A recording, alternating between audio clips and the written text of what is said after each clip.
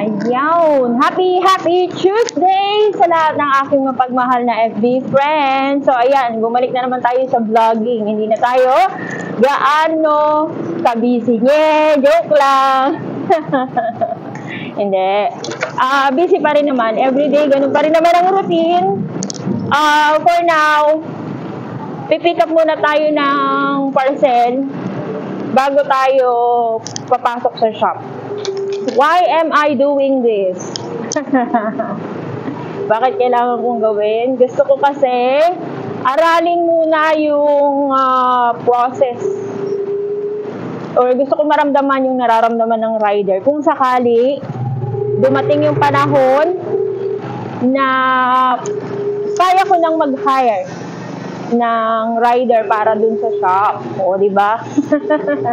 I mean, gusto kong aralin muna yung mga routine, yung mga possible seller na pipick-upan bago ako kukuha ng rider. Total naman may motor ako, so why not?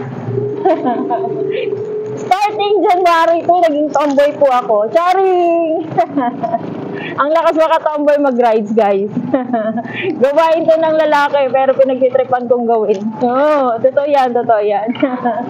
Sa totoong buhay, nag-e-enjoy naman ako. Kahit na mahirap. Mahirap in the sense na kasi nakabilad ka sa araw, mainit, mausok, tapos pag umulan, may sabaw. Hello, may sabaw ang buong damit mo. Basang-basa sa ulan. Ganon. Anyway, yung mga pinipikapan ko malapit lang naman dito sa amin. Malapit lang sa shop. So, sayang din, di ba? Dagdag rin yan. Dagdag kita. Hanggat kaya mo pa, hanggat malakas ka pa, at wala pang nararamdaman sa katawan, go, go, go! Ayan guys, tatabi na tayo ng main road. O yan, konting ingat.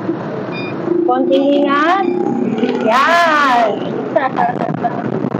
Ay ako. Masarap magmotor, nakakawala ng, nakakawala ng isipin. Kasi busog yung mata mo, marami kang nakikita. Nai-enjoy mo yung scenery kahit traffic. Yan. Kahit iba lang ito sa mga rider, huwag ka magmukmuk sa bahay.